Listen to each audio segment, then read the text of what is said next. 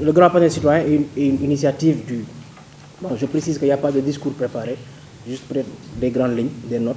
On va improviser pour justement vous résumer, vous expliquer, afin que vous puissiez transmettre l'information aux citoyens, aux populations sénégalaises quand même, qu'elles puissent comprendre le concept du grand panel citoyen, qui aujourd'hui, je pense, n'est plus à présenter.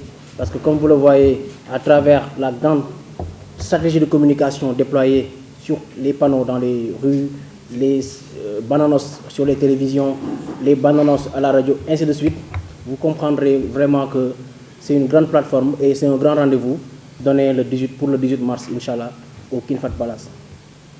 Donc, je précise, pour information, que c'est une initiative du GPSN Group, une structure privée composée de plusieurs filiales, en collaboration avec Vecom Media, un organe de presse. Donc le GPSN Group a intégré d'autres organismes dans ce projet, comme la société civile, la presse, le secteur privé, les groupements, les entrepreneurs, des étudiants, des organismes internationaux, toute la couche sociale pour un ensemble réalisé après mise en œuvre de cette initiative du Grand Panel citoyen. Donc le Grand Panel est mis en place dans le but de créer une grande plateforme d'échange pour l'implication effective de chaque citoyen dans les affaires du pays.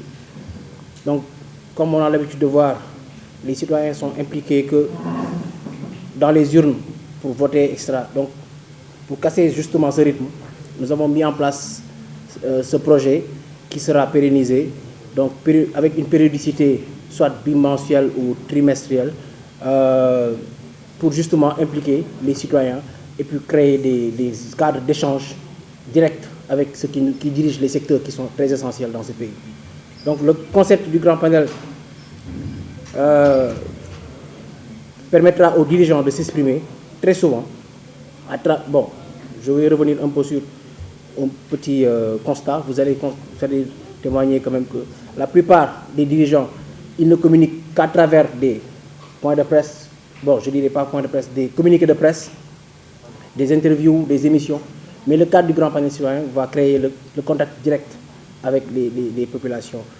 Donc, vous comprendrez aussi bien que moi que ce sera une occasion pour les dirigeants sénégalais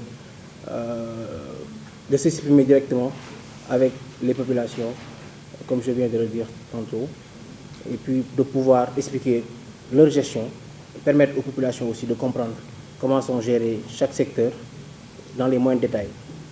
Donc le grand panel citoyen est représenté à travers un grand réseau de GPSN Group qui présentement est représenté dans quelques départements. Et l'objectif, c'est d'avoir une cellule de représentation dans tout le pays au courant de l'année 2023, Inch'Allah. Donc la périodicité de l'événement, je l'ai dit tantôt, ce sera bimensuel ou trimestriel.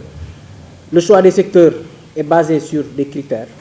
Donc le choix de ces trois secteurs, à savoir l'éducation, l'enseignement supérieur et l'urbanisme, le logement et l'hygiène publique, c'est basé sur des critères et puis des critères de sondage aussi en ligne, à travers une plateforme en ligne.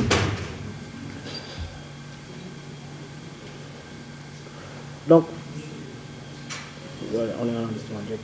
Notre préoccupation, ce n'est pas ceux qui dirigent le secteur, je précise. Il y a beaucoup de questions dans ce sens. Notre préoccupation, c'est les secteurs que dirigent ces personnalités. Donc, nous ne faisons pas de focus sur X ou Y. Nous faisons vraiment, notre objectif, c'est de créer des débats autour de ces différents secteurs. Voilà, pour précision. Donc, le choix des secteurs pour la deuxième édition va dépendre des préoccupations majeures des citoyens et des résultats des sondages en ligne. Donc, pour cette première édition, nous saluons le courage et la détermination et le courage de ces trois ministres qui ont accepté de faire le débat participatif. Donc, trois panels de haute facture seront au rendez-vous, Inch'Allah, le 18 mars, au King Fahd Palace, avec le ministre Cheikh Omar Anne, le ministre Moussa Baldé et le ministre Abdoulaye Seydou Sow. Je vais en profiter aussi pour saluer également et remercier le ministre Moustapha Ba, qui pour des raisons de voyage ne sera pas présent pour cette première édition. Mais sur l'idée et la mise en œuvre, côté orientation, il nous a beaucoup soutenu. Donc voilà, pour peut-être revenir sur la communication.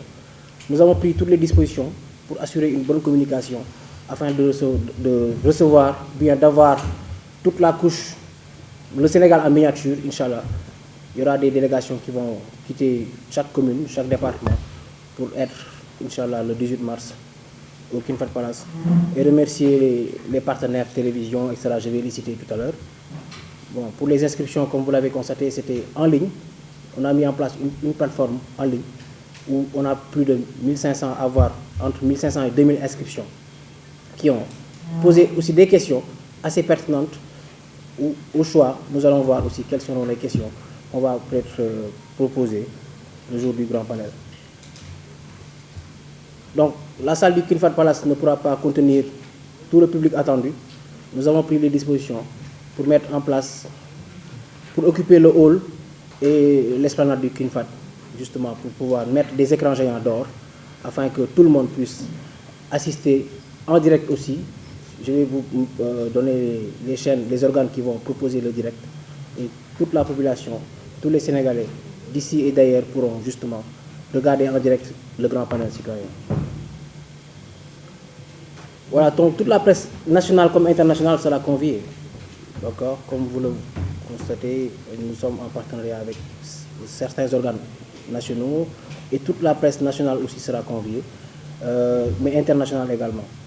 Donc en gros, ce modo, voici ce qui se prépare, voici en résumé le grand panel citoyen.